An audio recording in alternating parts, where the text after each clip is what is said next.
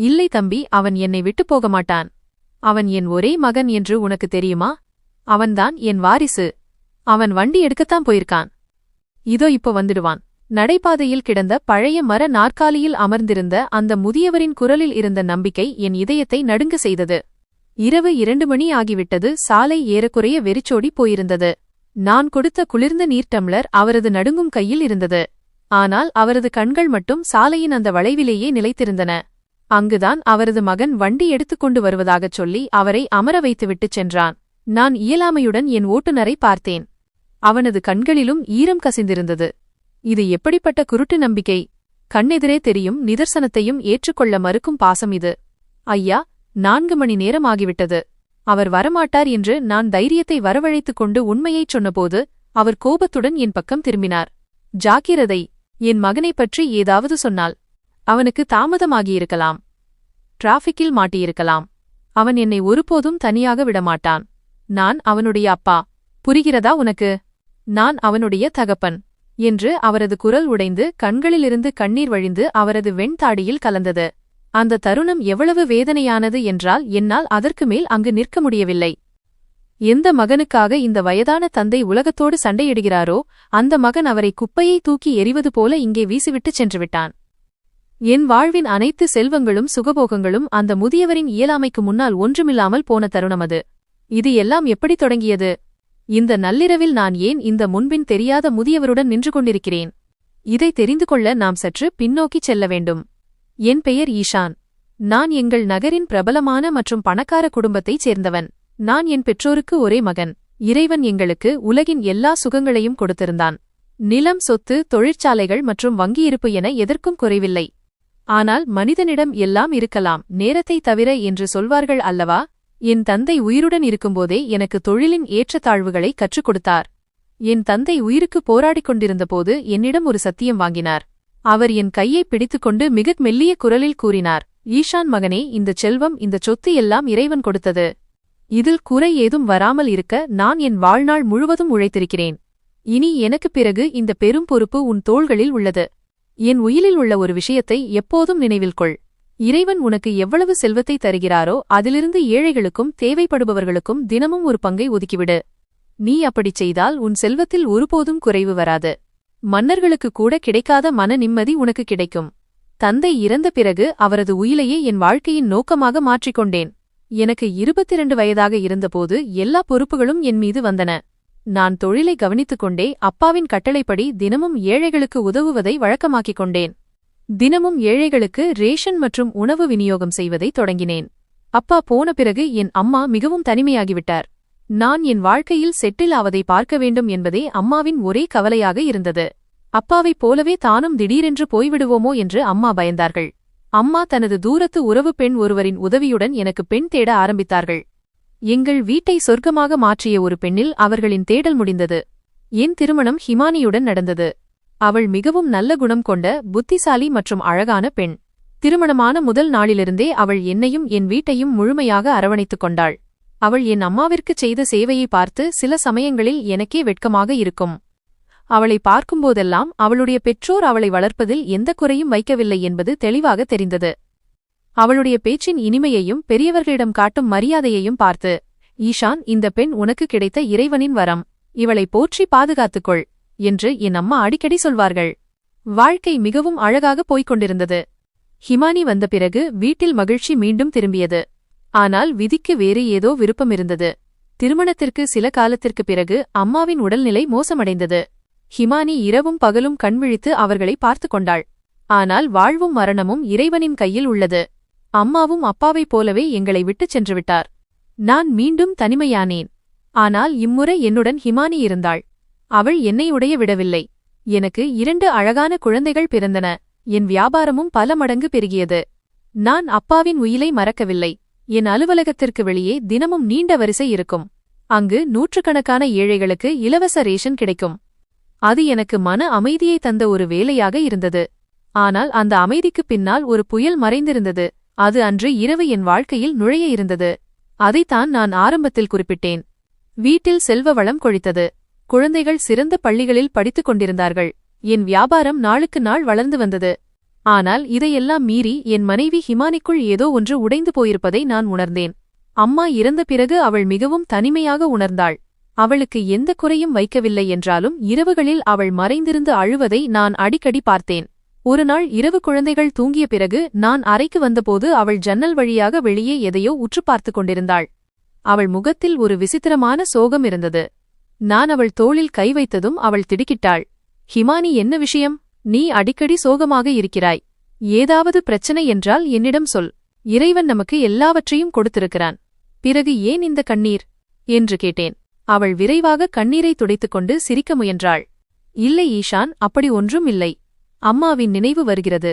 அவர் போன பிறகு வீடு வெறுமையாக இருக்கிறது என்று சொல்லிவிட்டு அவள் நிறுத்திக் கொண்டாள். பிறகு என்ன என்று நான் கேட்டேன். ஒன்றுமில்லை. சில நேரங்களில் மனிதனுக்கு தனது இரத்த உறவுகள் மிகவும் நினைவுக்கு வருவார்கள். பெற்றோர் நிழல் தலைக்கு மேல் இருந்தால் உலகின் எந்த துயரமும் நம்மை தாக்காது. நான் கொஞ்சம் அதிக உணர்ச்சிவசப்படுகிறேன் என்று நினைக்கிறேன் என்று பேச்சை மாற்றினாள். ஆனால் அவளது கண்களில் இருந்த சோகம் என்னை கலங்கச் செய்தது.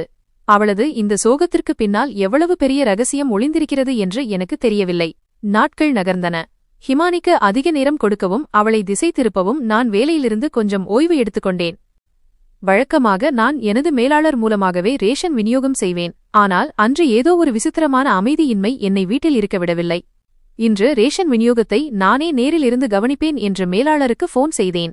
மாலை வேளையில் நான் அங்கு சென்றபோது வழக்கம்போல் ரேஷன் வாங்குபவர்களின் நீண்ட வரிசை நடைபாதையில் நின்றிருந்தது. நூற்றுக்கணக்கான ஏழை எளிய மக்கள் தங்கள் முறைக்காக காத்திருந்தனர். நான் ஒரு ஓரமாக நாற்காலியை போட்டு அமர்ந்து ஏற்பாடுகள் அனைத்தையும் கவனிக்கத் தொடங்கினேன். சிறிது நேரம் கழித்து சாலையோரம் வந்து நின்ற ஒரு டாக்ஸியின் மீது என் பார்வைப்பட்டது. அதிலிருந்து சுமார் 26 அல்லது 27 வயது மதிக்கத்தக்க ஒரு இளைஞன் இறங்கினான். அவன் மிகவும் ஸ்டைலாக தலைமுடியை கோதிக்கொண்டான். பிறகு பின் இருக்கையிலிருந்து மிகவும் பலவீனமான வயதான ஒருவரை வெளியே இறக்கினான். அந்த முதியவரால் சரியாக நடக்கக்கூட முடியவில்லை என்று தோன்றியது. அவரது ஆடைகள் அழுக்காகவும் முகத்தில் நோய்மையும் பலவீனமும் தெளிவாகத் தெரிந்தன. நான் உற்று பார்த்தேன். அந்த இளைஞன் முதியவரின் கையை பிடித்துக் கொண்டு வந்து ரேஷன் வாங்கும் நீண்ட வரிசையின் கடைசியில் நிறுத்தினான். அப்பா, நீ இங்கே வரிசையில் நில். ரேஷன் வாங்கிக் கொண்டு அங்கேயே நடைபாதையில் எனக்காக காத்திரு. நான் வண்டியை ஓரமாக நிறுத்திவிட்டு வருகிறேன். இங்கே கூட்டம் அதிகமாக இருக்கிறது என்று அந்த இளைஞன் சற்று கடுமையாக கூறினான். முதியவர் நடுங்கும் கைகளால் மகனின் கையை பிடிக்க முயன்று மெல்லிய குரலில், மகனே, என்னால் நிற்க முடியவில்லை. கால்கள் நடுங்குகின்றன. நீயே ரேஷன் வாங்கிவிடு. நான் வண்டியில் அமர்ந்து கொள்கிறேன் என்றார். அப்பா, நீ ஏன் எல்லாவற்றிற்கும் விவாதம் செய்கிறாய்? எனக்கு வேலை இருக்கிறது என்று சொன்னேன் அல்லவா? நான் சீக்கிரம் கிளம்ப வேண்டும். நீ பேசாமல் இங்கே நில். நான் இதோ வந்துவிட்டேன் என்று அந்த இளைஞன் முதியவரின் கையை உதறிவிட்டு வேகமாக திரும்பினான். அந்த முதியவர் ஆதரவற்றவராக தன் மகன் போவதை பார்த்து கொண்டிருந்தார். பிறகு அமைதியாக தலையை குனிந்து நின்றார். அந்த பையனின் நடத்தை எனக்கு மிகுந்த கோபத்தை ஏற்படுத்தியது. ஆனாலும் நான் அமைதியாக அந்த காட்சியை பார்த்து கொண்டிருந்தேன். வரிசை மெதுவாக நகர்ந்து கொண்டிருந்தது. ஒவ்வொருவரும் தங்கள் முறை வரும்போது ரேஷன் பெற்றுக்கொண்டு வாழ்த்தியபடியே சென்று கொண்டிருந்தனர். ஆனால் அந்த முதியவர் அப்படியே நின்றார். அந்த கூட்டத்தை சமாளிக்கும் தெம்பு அவரிடம் இல்லை. மக்கள் வேகமாக அவருக்கு வலது மற்றும் இடதுபுறமாக முண்டியடித்துக் கொண்டு முன்னேறுவதை நான் பார்த்தேன். எல்லோரும் அந்த முதியவரை பின்னுக்கு தள்ளிவிட்டு தாங்கள் முன்னால் சென்று ரேஷன் வாங்கிக் கொண்டிருந்தார்கள். அந்த முதியவரால் தனது இடத்திலிருந்து நகரக்கூட முடியவில்லை. அவரது பலவீனமான உடலில் பலமுறை இடித்து அவர் கீழே விழப்போய் தப்பினார். சூரியன் மறையத் தொடங்கியிருந்தது.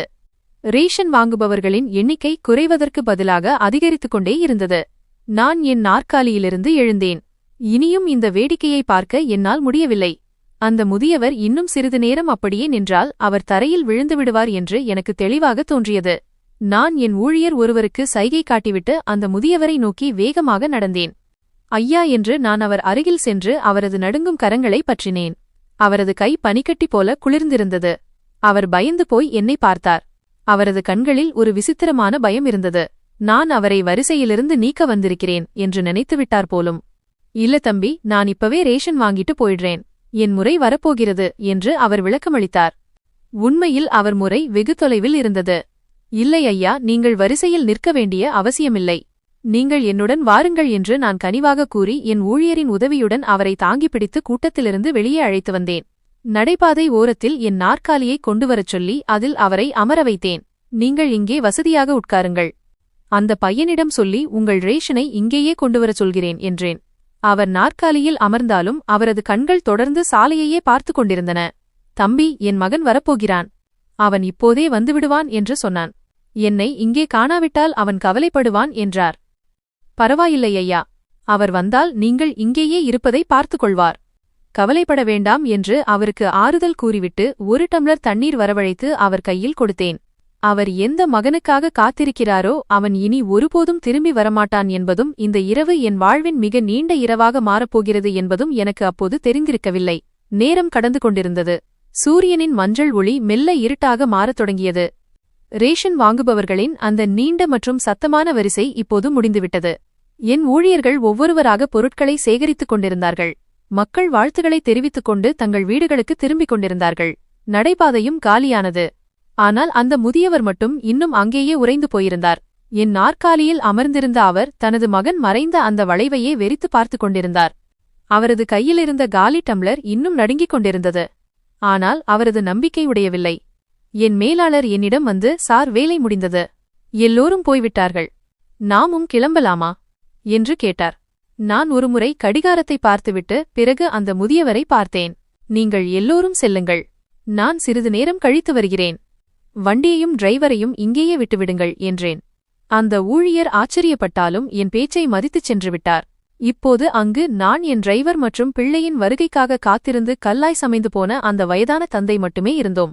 நான் என் இடத்திலிருந்து எழுந்து மெதுவாக அவர் அருகே சென்றேன். அந்த வெறிச்சோடிய நடைபாதையில் என் காலடி சத்தம் கேட்டதும் அவர் திடுக்கிட்டார். அவர் முகத்தில் சட்டென்று ஒரு பிரகாசம் வந்தது. தன் மகன் வந்துவிட்டான் என்று நினைத்திருப்பார். ஆனால் என்னை பார்த்ததும் அந்த பிரகாசம் உடனே மறைந்தது. ஐயா என்று நான் கனிவாக அவரை அழைத்தேன். இரவாகிவிட்டது, இருட்டு பரவிவிட்டது. இங்கே இனி யாரும் வரமாட்டார்கள். அவர் தனது மங்கிய கண்களால் இங்கும் அங்கும் பார்த்துவிட்டு மிகவும் அப்பாவியாக பேசினார். இதோ வந்துடுவான் தம்பி. ஒருவேளை வழி தவறியிருக்கலாம், அல்லது வண்டி பழுதாகியிருக்கலாம். அவன் என்னிடம் சொல்லிவிட்டுத்தான் போனான், இங்கேயே இரு என்று.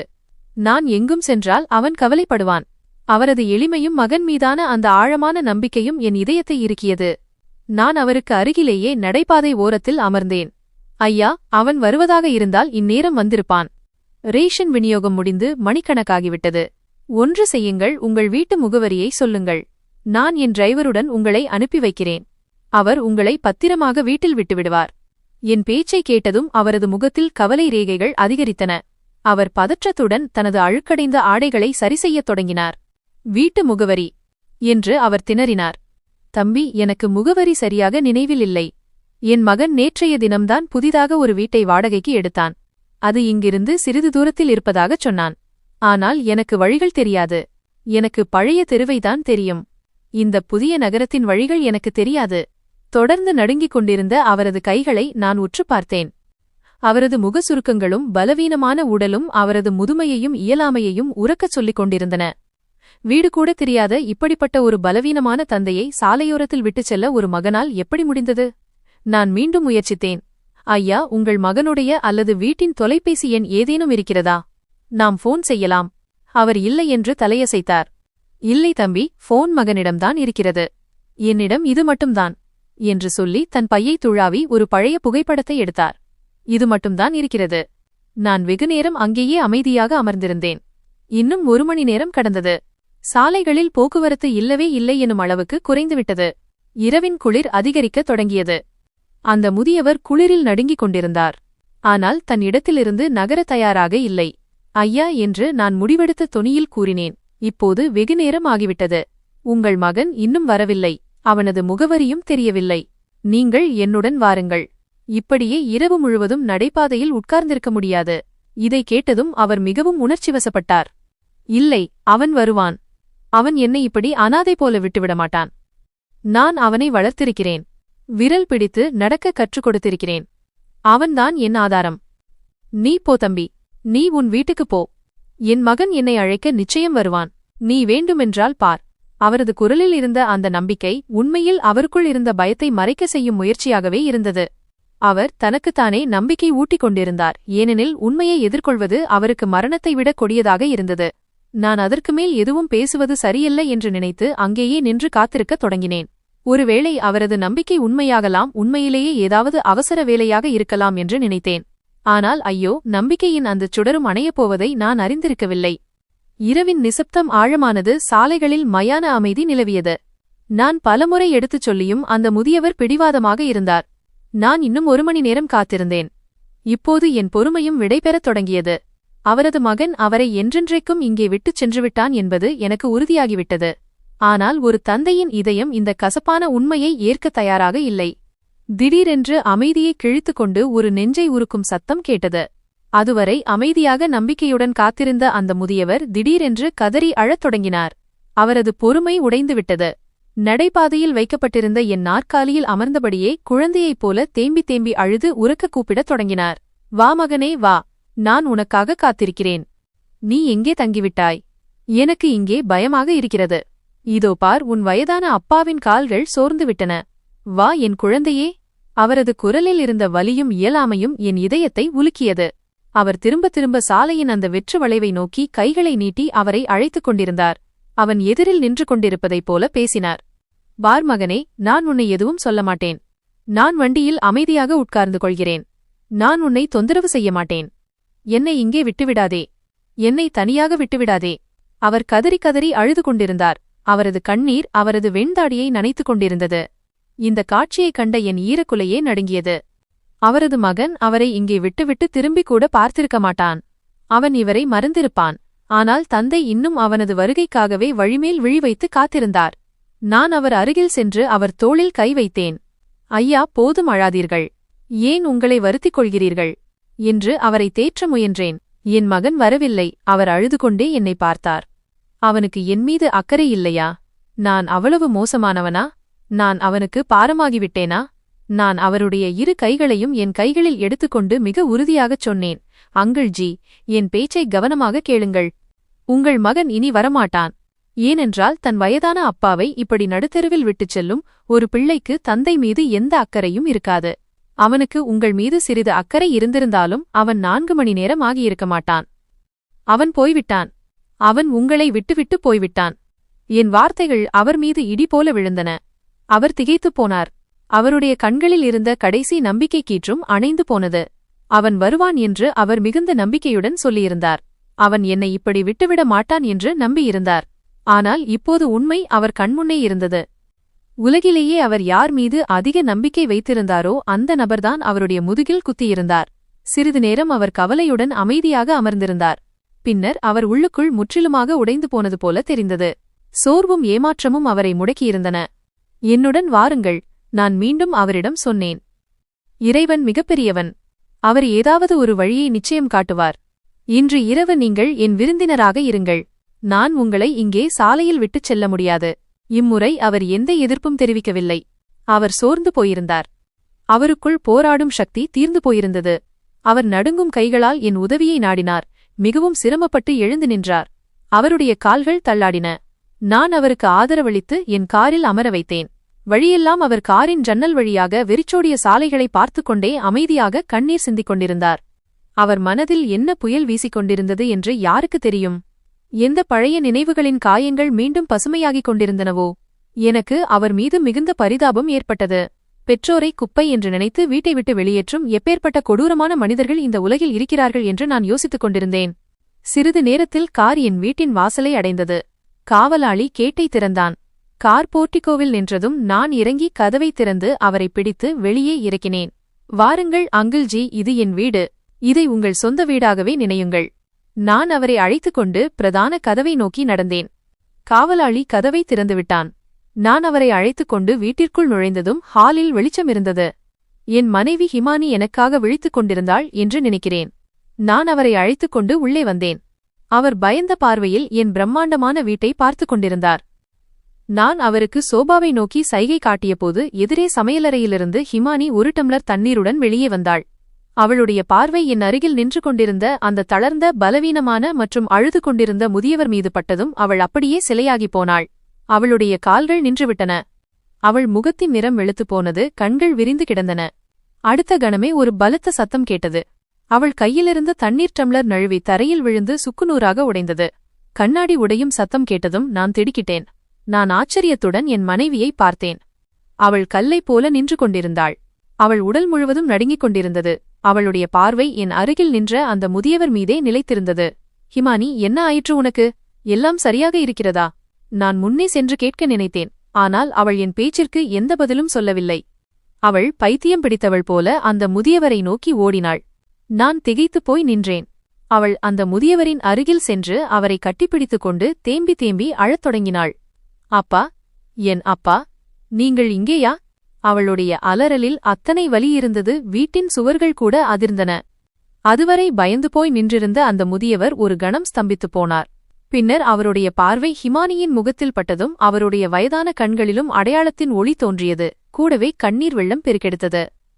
ஹிமானி, என் குழந்தையே, இது நீதானா? அவர் நடுங்கும் கைகளால் ஹிமானியின் தலையை தடவினார்.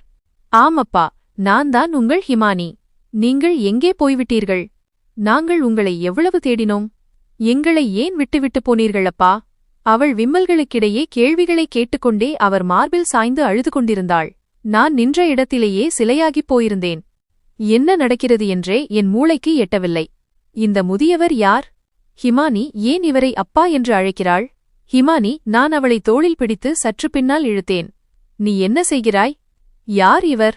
உனக்கு இவரை தெரியுமா? ஹிமானி ஈரம் நிரம்பிய கண்களுடன் என்னை பார்த்து அழுது கொண்டே சொன்னாள். ஈஷான், இவர் என் தந்தை. இவர்தான் என் அப்பா. சிறுவயதில் எங்களை விட்டுச் சென்று விட்டார் என்று நான் உங்களிடம் கூறியிருந்தேனே, அவர்தான் இவர். நான் அதிர்ந்து போனேன். இவர் என் மனைவியின் தந்தை, அதாவது என் மாமனார். தன் குடும்பத்தை விட்டுச் சென்றார் என்று நான் கேள்விப்பட்ட அந்த நபர் இன்று இப்படிப்பட்ட நிலையில் என் வீட்டில் நிற்கிறார்.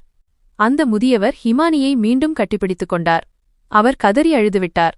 அவர் வாயிலிருந்து வந்த வார்த்தைகள் அனைத்தும் வருத்தத்தின் வெளிப்பாடாகவே இருந்தன. என் மகளே, என்னை மன்னித்துவிடு.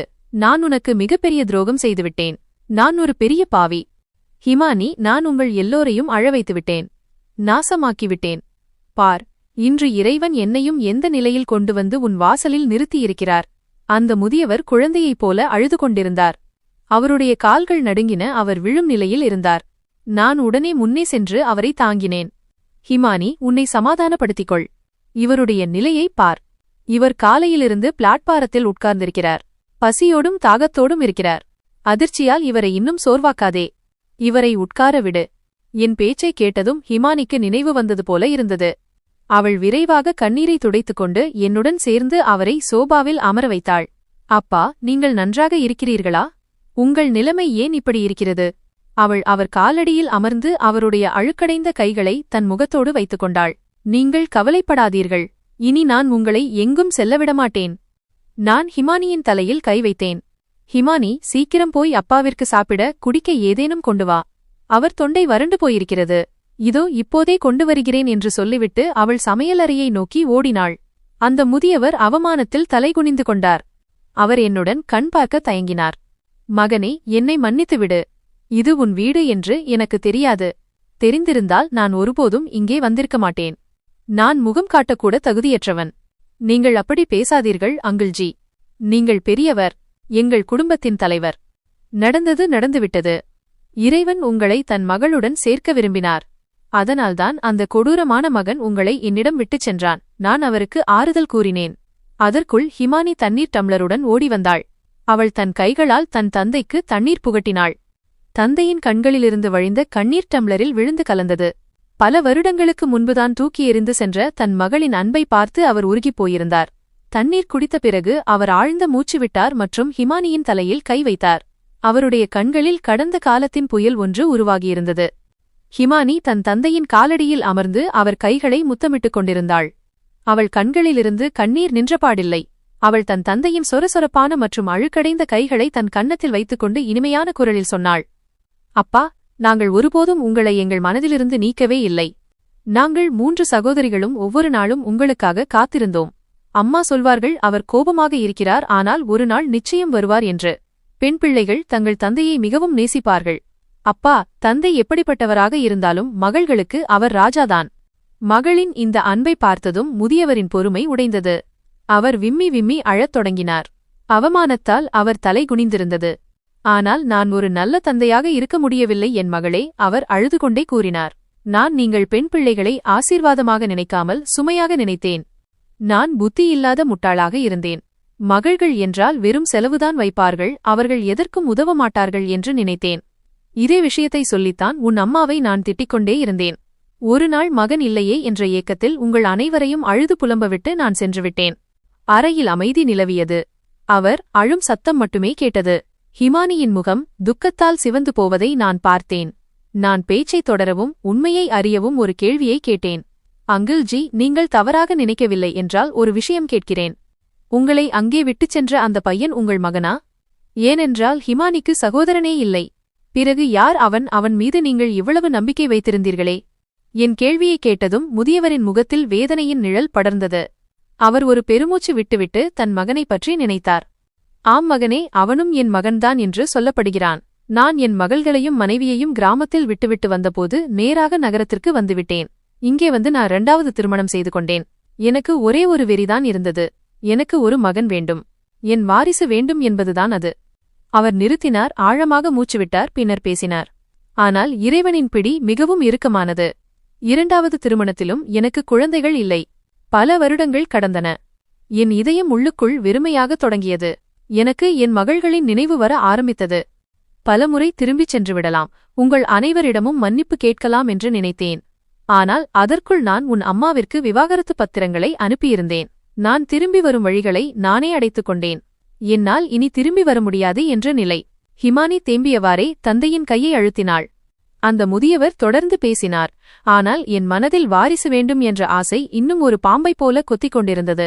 மருத்துவர்கள் முடியாது என்று சொல்லிவிட்டதும் என் 2வது மனைவி எனக்கு ஒரு ஆலோசனை சொன்னாள். அவள் தன் தங்கையின் அனாதை மகனை தத்தெடுத்துக் கொண்டாள். நாம் இவனை வளர்ப்போம், இவன் நம்முடைய சொந்த ரத்தம், நம் மகன் என்று உலகிற்கு சொல்வோம் என்றாள். இவன் தத்தெடுக்கப்பட்டவன் என்று நாம் யாரிடமும் சொல்ல வேண்டாம் என்றாள்.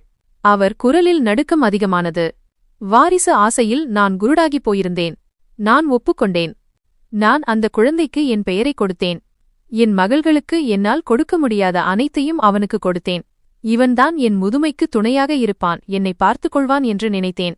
நான் என் சொந்த ரத்தம் என்று நினைத்து வளர்ப்பவன் உண்மையில் என் அழிவிற்கு காரணம் என்று எனக்கு தெரியாது. ஈஷானும் ஹிமானியும் அமைதியாக அவர் கதையை கேட்டுக்கொண்டிருந்தோம். நாங்கள் இருவரும் மௌனமாக இருந்தோம். அந்த பையன் வளர்ந்தான். அவனுடைய நியாயமான மற்றும் நியாயமற்ற அனைத்து ஆசைகளையும் நான் நிறைவேற்றினேன். ஆனால் முடிவு என்ன தெரியுமா? முதியவர் கசப்பான குரலில் கேட்டார். அவன் வாலிப பருவத்தில் அடியெடுத்து வைத்ததும் தன் சுயரூபத்தை காட்டத் தொடங்கினான். அவன் மிகவும் கெட்டுப்போனான். முதியவரின் குரல் நடுங்கியது. முகத்தில் வலியின் நிழல்கள் ஆழமாகின. அவர் ஒரு பெருமூச்சு விட்டுவிட்டு தன் நடுங்கும் விரல்களை முழங்கால்களில் தேய்த்தார். மகனே, அந்த பையன் என் வாழ்நாள் சேமிப்பு, என் தொழில், என் வீடு என அனைத்தையும் சூதாட்டத்தில் இழந்தான். நான் அவனை தடுக்க எவ்வளவோ முயன்றேன். இது என் முதுமைக்காலம், என் வாழ்வாதாரம் என்று அவன் காலில் விழுந்து கெஞ்சினேன். ஆனால் அவனுக்கு பணத்தாசையும் போதைப் பழக்கமும் தலைக்கேறியிருந்தது. அவன் ஒவ்வொன்றாக எல்லாவற்றையும் விற்றுவிட்டான். நாங்கள் வாடகை வீட்டில் வசிக்கும் நிலைக்கு தள்ளப்பட்டோம். ஹிமானி அழுது கொண்டே தன் தந்தையின் கைகளை தடவிக் கொண்டிருந்தாள். நான் அதிர்ச்சியில் உறைந்து போய் இந்த வேதனையான கதையை கேட்டுக்கொண்டிருந்தேன். எல்லாம் தீர்ந்து போய் வீட்டில் பட்டினி கிடக்கும் நிலை வந்தபோது அவன் எனக்கு ஒரு புதிய வழியை காட்டினான். முதியவரின் கண்களிலிருந்து கண்ணீர் வழிந்து ஓடியது. அவன் தினமும் காலையில் என்னை ஏதாவது ஒரு சிக்னலிலோ பஜாரிலோ அல்லது நடைபாதையிலோ கொண்டு போய் உட்கார வைத்து விடுவான். இங்கே உட்கார்ந்து பிச்சை எடு, கிழவனை பார்த்தால் மக்கள் அதிகம் காசு கொடுப்பார்கள் என்று சொல்வான். நான் கோபத்தில் என் கைமுஷ்டியை இறுக்கினேன். ஒரு தத்தெடுக்கப்பட்ட மகன் தன் தந்தையிடம் இப்படி நடந்து கொள்வதா? நான் நாள் முழுவதும் வெயிலிலும் குளிரிலும் அங்கே அமர்ந்திருப்பேன். நான் பிச்சையெடுத்து சேர்க்கும் பணத்தை மாலையில் அவன் வந்து என்னிடமிருந்து பிடுங்கிக் கொண்டு போய்விடுவான். எப்போதாவது பணம் குறைவாக இருந்தால் அவன் என்னை கெட்ட வார்த்தைகளால் திட்டுவான். அவர் நிறுத்தினார். அநேகமாக அடுத்த விஷயத்தைச் சொல்ல அவருக்கு தைரியமில்லை. அவர் ஒருமுறை ஹிமானியை பார்த்துவிட்டு மீண்டும் பார்வையை தாழ்த்திக் கொண்டார். எனக்கு இப்போது உடல்நிலை சரியில்லை. மகனே, முதுமை வந்துவிட்டது. உடலின் மீது கட்டுப்பாடு இல்லை. பல நேரங்களில் சிறுநீர் கழித்து விடுவேன். என் ஆடைகள் அசுத்தமாகிவிடும். என்னால் அடக்க முடியவில்லை. அவர் குரல் சோகமானது. நீ நம்பமாட்டாய், அப்படி நடக்கும்போது அவன் என்னை சுத்தம் செய்யவோ அல்லது ஆறுதல் சொல்லவோ மாட்டான். மாறாக என்னை அடிப்பான்.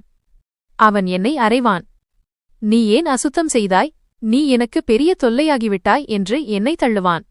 ஹிமானி சத்தமாக அலறிக்கொண்டு தந்தையின் மார்பில் சாய்ந்தாள். போதும் அப்பா, நிறுத்துங்கள். இனி எதுவும் சொல்லாதீர்கள். என் நெஞ்சே வெடித்துவிடும் போலிருக்கிறது.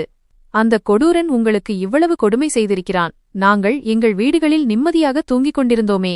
முதியவரும் மகளுடன் சேர்ந்து அழுதுவிட்டார். ஆம் என் குழந்தையே, அவன் என்னை அடிப்பான், உதைப்பான். என்னை பட்டினி போடுவான். ஆனால் நான் பைத்தியக்காரன். நான் அப்போதும் அவனைத்தான் நம்பினேன். அவன் என் மகன் என்று நினைத்தேன். கோபத்தில் இப்படிச் செய்கிறான் என்றாவது ஒரு நாள் அவனுக்கு இரக்கம் வரும் என்று நினைத்தேன். ஆனால் இன்று அவன் எல்லை மீறிவிட்டான். அவர் தன் ஈரம் படிந்த கண்களை மேலே உயர்த்தினார். இன்று அவன் என்னை அந்த பிளாட்பாரத்தில் உட்கார வைத்துவிட்டு கார் கொண்டு வருகிறேன் என்று சொல்லிவிட்டு போனான். ஆனால் அவன் என்னை அங்கே நிரந்தரமாக விட்டுவிட்டு ஓடிவிட்டான். அவன் என்னிடமிருந்து விடுபட விரும்பினான். நீ என்னை அங்கிருந்து அழைத்து வராமல் இருந்திருந்தால் நான் அங்கேயே செத்து மடிந்திருப்பேன். ஹிமானியின் அழுகை நின்றபாடில்லை. அவளுடைய கண்ணீரில் தந்தைக்கான வலியும் அந்த கொடூரமான தத்து சகோதரன் மீதான வெறுப்பும் இருந்தது. அவள் அழுது கொண்டே தந்தையின் முகத்தை கைகளில் ஏந்தினாள். அப்பா, நீங்கள் ஒருமுறையாவது திரும்பி வந்திருக்கலாம். ஒருமுறை எங்களிடம் சொல்லியிருக்கலாம். உங்கள் மகள்கள் உங்களை நெஞ்சோடு அணைத்திருப்போம். நாங்கள் உங்களுக்கு சேவை செய்திருப்போம். உங்களை கண்களுக்குள் வைத்து பார்த்திருப்போம். நாங்கள் ஒருபோதும் உங்கள் வருகையை எதிர்பார்த்து காத்திருப்பதை நிறுத்தவே இல்லை. ஹிமானி போன் செய்த சிறிது நேரத்திலேயே வீட்டின் வெளியே கார்கள் நிற்கும் சத்தம் கேட்டது. உலகம் உறங்கிக் கொண்டிருந்த அந்த நள்ளிரவு நேரத்தில் என் வீட்டில் ஒரு பயங்கரமான காட்சி அரங்கேற இருந்தது. தங்கள் வீடுகளில் மகிழ்ச்சியாக வாழ்ந்து கொண்டிருந்த ஹிமானியின் 2 தங்கைகளும் பதற்றத்துடன் தங்கள் கணவர்களுடன் உள்ளே நுழைந்தார்கள். அப்பா கிடைத்துவிட்டார் என்று மட்டுமே போனில் சொல்லப்பட்டிருந்தது. ஆனால் அவர் எந்த நிலையில் இருக்கிறார் என்பதை அவர்கள் கற்பனை கூட செய்து பார்த்திருக்கவில்லை. அவர்கள் ஹாலுக்குள் நுழைந்ததும் அவமானத்தில் தலை நிமிர முடியாமல் சோபாவில் அமர்ந்திருந்த அந்த எலும்புக்கூடு போன்ற உருவத்தின் மீது அவர்கள் பார்வைப்பட்டது. ஒரு கணம், ஒரு காலத்தில் வீட்டின் கம்பீரமான தலைவராக இருந்த அப்பாவா இவர் என்று அவர்களால் நம்பவே முடியவில்லை. அப்பா! 2 சகோதரிகளும் ஒரே நேரத்தில் அலறிக்கொண்டு ஓடிவந்து அவர் காலில் விழுந்தார்கள். அந்த காட்சி என் இதயத்தை உலுக்கிவிட்டது. வருடக்கணக்கில் இந்த மனிதரால் ஆதரவின்றி விடப்பட்ட அந்த 3 மகள்களும் இன்று உலகின் மிகப்பெரிய புதையல் கிடைத்தது போல அவரை கட்டிக்கொண்டார்கள். தந்தையின் அழுக்கு ஆடைகள், உடலில் வீசிய நாற்றம், நோய் எதுவுமே அவர்களுக்கு பெரிய விஷயமாக தெரியவில்லை. முதியவரான தந்தையின் பொறுமை உடைந்தது. அவர் விம்மியவாறே தன் மகள்களின் தலைகளை வருடிக் கொடுத்தார். என் குழந்தைகளை, என்னை தொடாதீர்கள். நான் அசுத்தமானவன். நான் பாவி. நான் உங்கள் உரிமையை பறித்தேன். உங்களை அனாதைகளைப் போல வாழும்படி செய்தேன். அவர் விம்மல்களுக்கிடையே சிரமப்பட்டு பேசினார். பார், இறைவனின் தீர்ப்பைப் பார். எந்த மகன் மீது கொண்ட ஆசையில் உங்களை உதறினேனோ இன்று அவனே என்னை குப்பையில் தூக்கி எறிந்துவிட்டான். இளைய மகள் அழுது கொண்டே தந்தையின் முகத்தை தன் கைகளில் ஏந்தினாள். இல்லையப்பா, அப்படி சொல்லாதீர்கள். நீங்கள் எங்கள் தந்தை. பிள்ளைகள் ஒருபோதும் பெற்றோரை வெறுக்க முடியாது. எங்களுக்கு உங்கள் இல்லாமை மட்டுமே உறுத்தியது. நீங்கள் எங்களை விட்டுச் செல்லும் அளவிற்கு நாங்கள் ஏதேனும் தவறு செய்துவிட்டோமோ என்றுதான் எங்களுக்கு தோன்றியது. தந்தை அவமானத்தால் தலைகுனிந்தார். தவறு உங்களுடையது இல்லை என் உயிரே. தவறு என்னுடைய சிந்தனையில் இருந்தது. பெண் பிள்ளைகள் சுமை என்று நினைத்த நான் ஒரு முட்டாள். நான் வாரிசை தேடி அலைந்தேன். வேற்று இரத்தத்தை என் மனைவியின் சகோதரி மகனை தத்தெடுத்தேன். அவனுக்கு என் பெயரை கொடுத்தேன். என் பெயர் நிலைக்க வேண்டும் என்பதற்காக என் சொத்து முழுவதையும் அவன் பெயரில் எழுதினேன். ஆனால் என் பெயரை ஒளிரச் செய்யப்போவது நான் இருட்டில் விட்டு வந்த இந்த மகள்கள்தான் என்று எனக்கு தெரியாமல் போய்விட்டது. அந்த இடமே விசும்பல் சத்தத்தால் நிரம்பியிருந்தது. நானும் ஹிமானியும் ஒரு ஓரமாக நின்று இந்த உணர்ச்சிகரமான காட்சியை பார்த்து கொண்டிருந்தோம். என் மச்சினிகள் தங்கள் தந்தைக்கு ஆறுதல் கூறிக்கொண்டிருந்தார்கள். தந்தை மீண்டும் தன் நடுங்கும் குரலில் அந்த தத்து எடுத்த மகன் செய்த கொடுமைகளை, அவன் எப்படி சூதாடினான், சொத்துக்களை விற்றான், இறுதியில் பிச்சைக்காரனாக்கி தெருவில் விட்டான் என்பதை விவரித்தார். இதைக் கேட்டதும் மகள்களின் இரத்தம் கொதித்தது. அந்த பாவி உங்கள் மீது கை வைத்தானா? அவன் உங்களை அடித்தானா? மூத்த மகள் கோபமும் துக்கமும் கலந்த குரலில் கேட்டாள். அப்பா, நாங்கள் அவனை சும்மா விடமாட்டோம். அவன் மீது வழக்கு தொடுப்போம். நான் முன்னே சென்று சொன்னேன், நீங்கள் கவலைப்படாதீர்கள். அவனுக்கான கணக்கை நான் தீர்க்கிறேன். அந்த நபர் மனிதநேயத்தின் எல்லையை தாண்டிவிட்டான். அவன் செய்த வினைக்கு அவனுக்கு நிச்சயம் தண்டனை கிடைக்கும். அதுவும் வெகு விரைவில் கிடைக்கும். இப்போது இந்த பேச்சுகள் நடந்து கொண்டிருக்கும்போதே ஒரு புதிய விவாதம் கிளம்பியது. ஹிமானியின் தங்கைகள், அப்பா எங்களோடுதான் வீட்டிற்கு வருவார் என்று பிடிவாதம் பிடித்தனர். ஹிமானி அக்கா, உங்களிடம் ஏற்கனவே நிறைய பொறுப்புகள் உள்ளன. அப்பாவை நான் என்னுடன் அழைத்து செல்கிறேன். நான் அவரை பார்த்துக்கொள்வேன். சிறிய தங்கை கூறியதும் 2வது தங்கை உடனே குறுக்கிட்டு, இல்லை, அப்பா என் வீட்டிற்கு வருவார். நான் அவருடைய வருகைக்காக நிறைய பிரார்த்தனைகள் செய்துள்ளேன். இனி நான் அவரை என் கண்களை விட்டு பிரிக்க மாட்டேன் என்று கூறினாள். 3 மகள்களும் தங்கள் தந்தையை தங்கள் வீட்டிற்கு அழைத்துச் செல்ல குழந்தைகளைப் போல சண்டையிட்டுக் கொண்டிருந்தனர். தந்தைக்கு சேவை செய்யும் பாக்கியம் தங்களுக்கு கிடைக்க வேண்டுமென்று எல்லோரும் விரும்பினர். அந்த முதியவர் ஆச்சரியத்துடனும் மகிழ்ச்சியுடனும் தன் மகள்களை பார்த்து கொண்டிருந்தார். அவர் யோசித்தார், எந்த மகனுக்கு நான் எல்லாவற்றையும் கொடுத்தேனோ அவன் என்னை வீட்டை விட்டு வெளியேற்ற காரணங்களை தேடினான். ஆனால் நான் எதுவுமே கொடுக்காத இந்த மகள்கள் இன்று என்னை வீட்டிற்கு அழைத்துச் செல்ல ஒருவருக்கொருவர் சண்டையிடுகிறார்கள். நான் புன்னகைத்தவாறு அவர்கள் விவாதத்தை கேட்டேன். பிறகு தீர்ப்பளிக்கும் தொனியில் பேசினேன். உங்கள் அனைவரின் உணர்வுகளையும் நான் மதிக்கிறேன். ஆனால் அப்பா இனி எங்கும் செல்ல மாட்டார். இது என் வீடு. இன்று முதல் இது இவருடைய வீடு.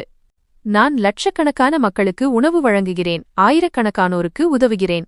அப்படி இருக்கும்போது என் மாமனாரை என்னால் பார்த்துக்கொள்ள முடியாதா? அவர் என் வீட்டில் இருப்பது எனக்கு பெருமையான விஷயம்.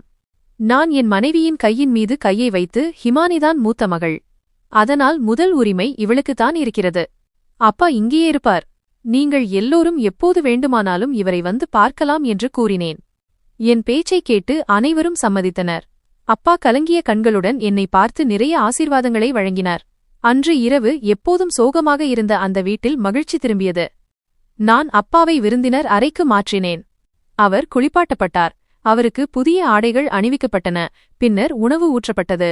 பல வருடங்களுக்குப் பிறகு அவருக்கு அத்தகைய நிம்மதியான தூக்கம் கிடைத்திருக்க வேண்டும். ஆனால் என் வேலை இன்னும் முடியவில்லை. அடுத்த நாள் காலையில் அப்பாவுக்கு நினைவிருந்த அந்த மகனின் அடையாளத்தையும் வண்டி எண்ணையும் நான் தெரிந்து கொண்டேன். நான் காவல்துறையின் உயர் அதிகாரிகளை தொடர்பு கொண்டு முழு விவரத்தையும் கூறினேன். ஒரு தத்தெடுக்கப்பட்ட மகன் தந்தையை நடுரோட்டில் விட்டுவிட்டு ஓடிப்போனதும் அவரை தாக்கியதும் ஒரு கடுமையான குற்றமாகும். காவல்துறை உடனே செயலில் இறங்கியது. நகரம் முழுவதும் உள்ள சோதனை சாவடிகளில் அந்த வண்டியின் எண் அறிவிக்கப்பட்டது. எதிர்பார்த்தபடியே நடந்தது. மாலைக்குள் அந்த பையன் நகரத்தின் ஒரு சூதாட்ட விடுதியிலிருந்து கைது செய்யப்பட்டான் என்ற செய்தி வந்தது. அப்பா விட்டுச் சென்ற பணத்தைக் கொண்டு அவன் சூதாடிக் கொண்டிருந்தான். நான் காவல் நிலையத்திற்கு சென்று அவனை எதிர்கொள்ள முடிவு செய்தேன். நான் அங்கே சென்றபோது அவன் சிறையில் அடைக்கப்பட்டிருந்தான். என்னை பார்த்ததும் அவன் அடையாளம் கண்டு கொண்டான். ஒருவேளை நான் உணவு வழங்குவதை அவன் பார்த்திருக்கலாம். ஏன் தம்பி, அப்பாவின் பணத்தை அழிக்க வேண்டுமென்று பெரிய ஆசை இருந்ததா என்று நான் கம்பிகளுக்கு வெளியே நின்று கிண்டலாக கேட்டேன். அவன் வெட்கமே இல்லாமல், அவன் என் அப்பா, நான் என்ன வேண்டுமானாலும் செய்வேன், நீ யார் கேட்பதற்கு? அந்த கிழவன் இந்நேரம் தெருவில் செத்திருப்பான் என்று கூறினான். அவனுடைய அந்த வெட்கங்கெட்ட வார்த்தைகள் என் உடல் முழுவதிலும் தீயை மூட்டின. நான் இன்ஸ்பெக்டரை பார்த்தேன். இன்ஸ்பெக்டர் சார், இவன் ஒரு மூத்த குடிமகனை தாக்கியது மட்டுமல்லாமல் அவரை கொல்லவும் முயற்சி செய்துள்ளான். இவன் மீது கொலை முயற்சி மற்றும் முதியோர் உரிமைகள் மீறல் ஆகிய பிரிவுகளில் வழக்கு பதிவு செய்யுங்கள். நான் சாட்சியாக இருப்பேன். இவன் சொத்து முழுவதையும் ஏமாற்றிவிட்டான். இனி மீதமுள்ள வாழ்க்கையை இவன் சிறையில் கழிக்கட்டும். இன்ஸ்பெக்டர் சல்யூட் அடித்து, சார், இதுபோல நன்றி கெட்ட பிள்ளைகளுக்கு சிறைதான் சரியான இடம். இவன் தனக்கு உதவிய கையை கடித்திருக்கிறான். இனி சட்டம் இவனை கடிக்கும் என்றார். நான் அங்கிருந்து கிளம்பியபோது என் மனம் மிகவும் லேசாக இருந்தது. ஒரு கொடுங்கோலனை அவனது முடிவுக்கு நான் கொண்டு வந்துவிட்டேன். வீடு திரும்பியதும் இந்த செய்தியை அப்பாவிடமும் ஹிமானியிடமும் சொன்னபோது அப்பாவின் கண்களில் கண்ணீர் வந்தது. இந்த கண்ணீர் மகளின் மீதான அன்பினால் மட்டுமல்ல, இயற்கை வழங்கிய நீதிக்காகவும் வந்தது. உண்மைதான் மகனே, அப்பா என் நெற்றியில் முத்தமிட்டார். பெண் பிள்ளைகள் சுமை கிடையாது. மக்கள் அவர்களை சுமை என்று நினைத்து வாரிசு தேடி தங்கள் கல்லறைகளை தாங்களே தோண்டிக் கொள்கிறார்கள். என் மகள்கள்தான் என் உண்மையான வாரிசுகள். அவர்கள்தான் எனக்கு பெயரும் வைத்தார்கள். எனக்கு மரியாதையும் கொடுத்தார்கள். நீ எனக்கு மருமகன் இல்லை, மகன்களை விட மேலானவன். அன்று இரவு எனக்கு என் அப்பாவின் உயில் நினைவுக்கு வந்தது. ஏழைகளுக்கு உதவுவதன் மூலம் அப்பா வாக்களித்த அந்த நிம்மதி எனக்கு கிடைத்தது. ஆனால் இன்று ஒரு முதியவருக்கு அடைக்கலம் கொடுத்து அவருடைய மகள்களுக்கு தந்தையை மீட்டுத் தந்ததில் எனக்கு கிடைத்த நிம்மதியை வார்த்தைகளால் விவரிக்க முடியாது. பெண் பிள்ளைகள் இறைவனின் ஆசீர்வாதம் என்பதும் அவர்களை மதிப்பவர்கள்தான் உண்மையில் பாக்கியவான்கள் என்பதும் உண்மை. காலம் கடந்து செல்ல அதிக நேரம் எடுக்காது. இந்த பரபரப்பான இரவு கடந்து இப்போது 6 மாதங்கள் ஆகிவிட்டன. என் வீட்டின் தோற்றமே மாறிவிட்டது. பெரும்பாலும் காலியாக இருக்கும் அந்த விருந்தினர் அறையிலிருந்து இப்போது இருமலுடன் கூடிய ஆனால் நிம்மதியான முதியவரின் குரல் கேட்கிறது. கூடவே என் குழந்தைகளின் சிரிப்பொலியும் கேட்கிறது. அவர்கள் தங்கள் தாத்தாவுடன் சேர்ந்து சிரிக்கிறார்கள். இன்று ஞாயிற்றுக்கிழமை வீட்டில் ஒரு சிறிய விருந்து இருந்தது. நான் ஹிமானியின் 2 சகோதரிகளையும் அவர்கள் குடும்பத்தாரையும் உணவருந்து அழைத்திருந்தேன். வீடு களைகட்டியிருந்தது. நான் ஹாலுக்குள் நுழைந்தபோது அப்பா சோபாவில் அமர்ந்திருப்பதை பார்த்தேன். அவருடைய உடல்நிலை முன்பை விட இப்போது மிகவும் நன்றாக இருந்தது. அந்த இரவு நடைபாதையில் அவர் முகத்தில் இருந்த பயமும் அச்சமும் இப்போது இல்லை. சுத்தமான வெள்ளை ஆடையில் அவர் பார்க்க நன்றாக இருந்தார். நான் அவர் அருகில் சென்று அமர்ந்தேன். அவர் அன்பாக என் தலையில் கை வைத்து, சந்தோஷமாக இரு மகனே, இன்று வீட்டில் நிறைய கொண்டாட்டம் இருக்கிறது என்று புன்னகைத்தார். ஆமப்பா, எல்லாம் உங்களால்தான் என்று அவர் கையை பிடித்துக் கொண்டு சொன்னேன். உங்களுக்கு ஒரு நற்செய்தி இருக்கிறது. என்ன நற்செய்தி என்று அவர் ஆச்சரியப்பட்டார். வக்கீல் போன் செய்திருந்தார். நீதிமன்றம் தீர்ப்பு வழங்கிவிட்டது. நீங்கள் வளர்த்த அந்த துரதிருஷ்டவசமான பையனுக்கு மோசடி, தாக்குதல் மற்றும் கொலை முயற்சி குற்றத்திற்காக 10 ஆண்டுகள் சிறை தண்டனை கிடைத்துள்ளது.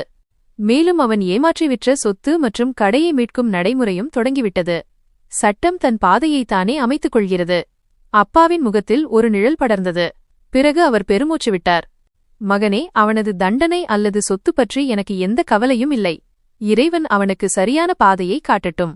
என் கடைசி காலம் என் உறவுகளுடன் கழிகிறது என்பதே எனக்கு போதும். உண்மையைச் சொல்லப்போனால் நான் சிறையில் அவனை பார்க்கச் சென்றபோது அவன் அழுது கொண்டிருந்தான். அவன் மன்னிப்பு கேட்டான். ஆனால் அப்போதுதான் எனக்கு உணர்வு வந்தது, இரத்த உறவுக்கும் தத்தெடுக்கப்பட்ட உறவுக்கும் என்ன வித்தியாசம் என்று. அந்த நேரத்தில் ஹிமானியும் அவளுடைய சகோதரிகளும் உணவை எடுத்துக்கொண்டு அங்கே வந்தார்கள். 3 மகள்களும் அப்பாவைச் சுற்றி வண்ணத்துப் பூச்சிகள் போல வலம் வந்தனர். அப்பா, இதை சாப்பிடுங்கள். உங்களுக்கு பிடித்த பாயாசம் செய்திருக்கிறேன் என்று இளைய மகள் கிண்ணத்தை நீட்டினாள். இல்லை, முதலில் இந்த பழங்களை சாப்பிடுங்கள். புரதம் அவசியம் என்று டாக்டர் சொல்லியிருக்கிறார் என்று நடுமகள் தட்டை நீட்டினாள். அட, நிறுத்துங்கள். அப்பாவின் வயிற்றை கெடுத்து விடுவீர்களா என்ன என்று ஹிமானி பொய்யான கோபத்துடன் திட்டிவிட்டுச் சிரித்தாள். அப்பா, நீங்களே சொல்லுங்கள், என்ன சாப்பிடுவீர்கள்? அப்பா ஈரம் கசிந்த கண்களுடன் 3 மகள்களையும் பார்த்தார். அவர்கள் கைகள் நின்றன. அவர்களால் எதுவும் பேச முடியவில்லை. என்ன ஆயிற்றப்பா? உடல்நிலை நன்றாகத்தானே இருக்கிறது என்று ஹிமானி பதறினாள். அப்பா இல்லை என்று தலையசைத்து தன் 3 மகள்களின் கைகளையும் தன் கைகளில் பிடித்துக் கொண்டார். ஒன்றுமில்லை மகளே. மகிழ்ச்சியால் மனம் நிறைந்துவிட்டது. மனிதன் எவ்வளவு பெரிய முட்டாள் என்று யோசிக்கிறேன். நான் வாழ்நாள் முழுவதும் எனக்கு சொந்தமில்லாத அந்த மகனை தேடி ஓடினேன். உங்கள் மூவரையும் சுமையாக நினைத்தேன். உங்களை விட்டுவிட்டேன். உங்கள் அம்மாவின் மனதை நோகடித்தேன். அதற்கு பதிலாக நான் எதை வாங்கினேன்? என்னை தீண்டிய ஒரு பாம்பை.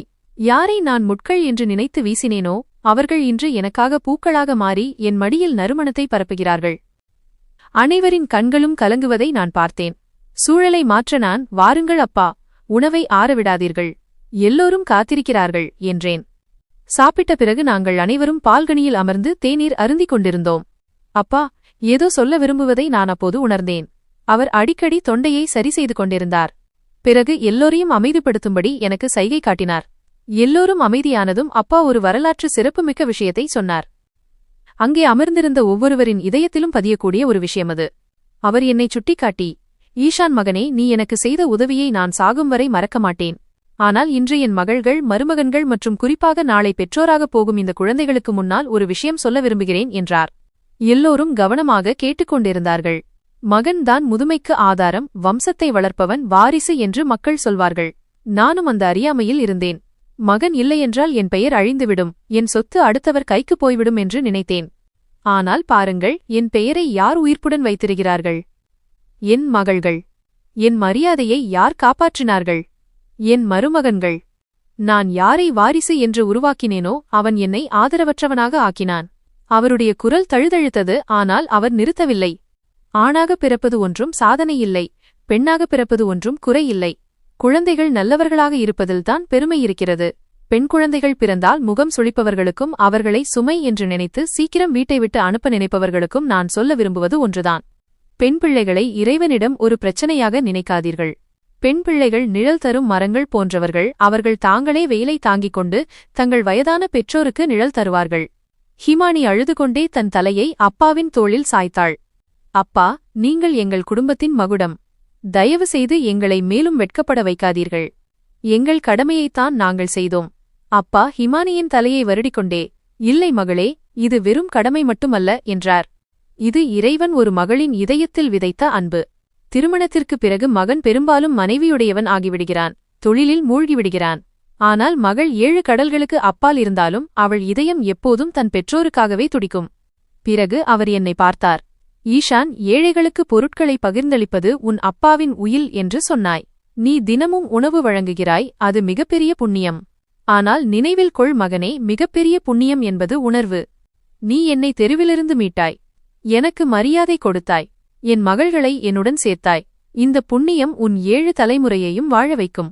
எந்த வீட்டில் பெரியவர்கள் மதிக்கப்படுகிறார்களோ, எந்த வீட்டில் பெண் பிள்ளைகள் மதிக்கப்படுகிறார்களோ அங்கே வறுமை இருக்காது. அங்கே நிம்மதி ஒருபோதும் குறையாது. நான் தலைகுனிந்தேன். அப்பா, இதெல்லாம் உங்கள் ஆசீர்வாதம். மக்களின் உரிமைகள் பற்றிய விஷயம் மிகவும் கடினமானது என்று என் அப்பா சொல்வார். இறைவனின் முன்னால் தலை நிமிர்ந்து நிற்க முயற்சிக்கிறேன், அவ்வளவுதான். அப்பா தன் பேத்தியை அருகில் அழைத்தார். என் குழந்தைகளே, என் ஒரு வார்த்தையை மனதில் பதிய வையுங்கள். வாழ்க்கையில் ஆண்பிள்ளை சிறந்ததா அல்லது பெண்பிள்ளை சிறந்ததா என்று ஒருபோதும் நினைக்காதீர்கள். இவை அனைத்தும் இறைவனின் கொடை. இறைவன் பெண் பிள்ளைகளை கொடுத்தால் அவர்களுக்கு மகன்களின் குறை தெரியாத அளவுக்கு அன்பை கொடுத்து வளர்க்க வேண்டும். எந்த ஒரு தந்தையையும் முதியவரையும் சுமையாக நினைக்காதீர்கள். ஏனென்றால் நீங்கள் உங்கள் பெரியவர்களுக்கு தோள் கொடுக்கும்போது உண்மையில் உங்களுக்காக சொர்க்கத்தின் வாசலை திறக்கிறீர்கள்.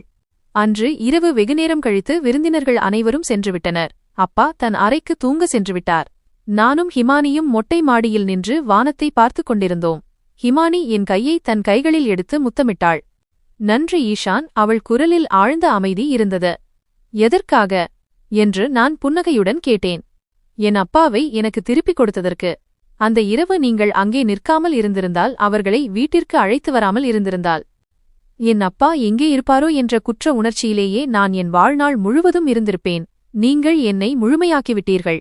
நான் அவள் கண்ணீரை துடைத்து, ஹிமானி, நான் தான் உனக்கு நன்றி சொல்ல வேண்டும் என்றேன். நீ மட்டும் இவ்வளவு நல்ல குணம் கொண்ட மனைவியாக இல்லாவிட்டால் எனக்கு இந்த வாய்ப்பே கிடைத்திருக்காது. உண்மையில் அப்பா வந்த பிறகு என் தொழிலிலும் மன நிம்மதியிலும் ஏற்பட்ட வளர்ச்சியை வார்த்தைகளால் சொல்ல முடியாது. முதியவர்களும் பெண் பிள்ளைகளும் சுமையல்ல, அவர்கள் பெற்றோரின் மன்னிப்புக்கான வழி மற்றும் வீட்டிற்கு அருளை கொண்டு வருபவர்கள் என்பது உண்மை. வாரிசுக்காக பெண் பிள்ளைகளை நிராகரிப்பவர்கள் உண்மையில் தங்கள் மகிழ்ச்சியை நிராகரிக்கிறார்கள். ஆண் பிள்ளையோ பெண் பிள்ளையோ அவர்களை சுமை என்றோ வாரிசு என்றோ கருதாமல் இறைவனின் அன்பளிப்பாக கருத வேண்டுமென்பதே என் கதையின் பாடம். இறைவனின் அன்பளிப்பை நாம் மதிக்கும்போது நாம் நினைத்துக்கூட பார்க்காத இடத்திலிருந்து இறைவன் நமக்கு அருள் புரிவான். பெண் பிள்ளைகள் சுமையல்ல, அவர்கள் மறுக்கப்படாத பிரார்த்தனைகள். நண்பர்களே, எங்கள் கதை உங்களுக்கு பிடித்திருக்கும் என்று நம்புகிறேன். கதை பிடித்திருந்தால் வீடியோவை லைக் செய்யுங்கள். சேனலுக்கு புதியவர் என்றால் சப்ஸ்கிரைப் செய்யுங்கள். அடுத்த அப்டேட் உங்களுக்கு முதலில் கிடைக்க நோட்டிஃபிகேஷன் பெல்லை மறக்காமல் அழுத்துங்கள்.